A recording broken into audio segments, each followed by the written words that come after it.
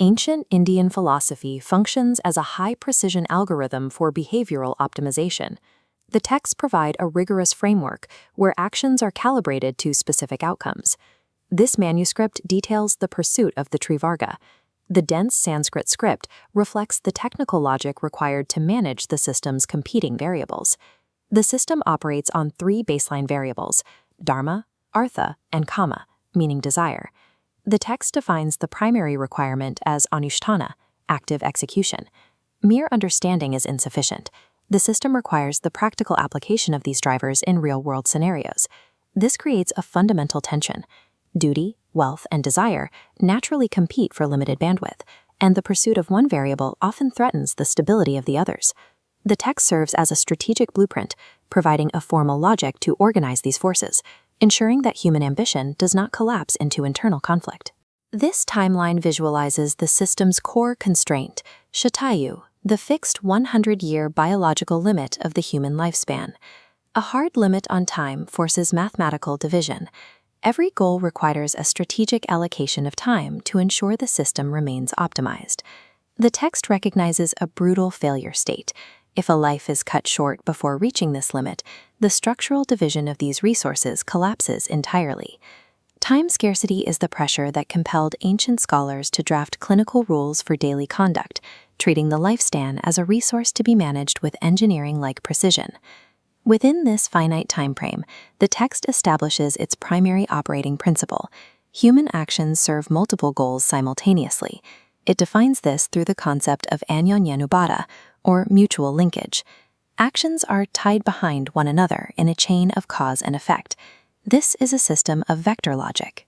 Every complex action contains a primary intention, the driver, and a linked outcome that follows as a byproduct. Mapping these primary and secondary vectors across duty, wealth, and desire produces a vast combinatorial matrix of human behavior. To stress test this model, the ancient scholars populated the matrix with highly specific historical case studies involving marriage and procreation. In the first scenario, the grid highlights dharma as the primary driver, with artha functioning as the secondary linked outcome. This applies to the legal case of a man fulfilling his procreative duty with an unloved wife during her fertile period. Here, desire is absent.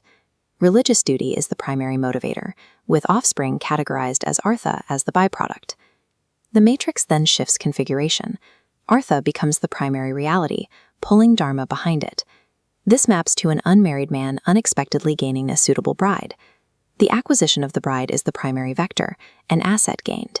This acquisition secondarily fulfills the religious requirement to marry, dragging the variable of duty along with it.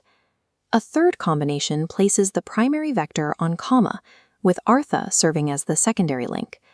The case study describes a poor man who marries a wealthy woman he desires, specifically from a lower caste. Personal desire is the undeniable driver in this scenario. Securing her wealth is the secondary outcome, while traditional duty is bypassed by the man's intentions. These case laws represent the standardized outputs of a clinical formula, weighing primary intentions against secondary consequences. Beyond these dual vectors, the text identifies states of maximum efficiency, known as dvyanivada, or tri-linked actions. The example given is an unmarried man who marries a desired, suitable bride through traditional religious rites.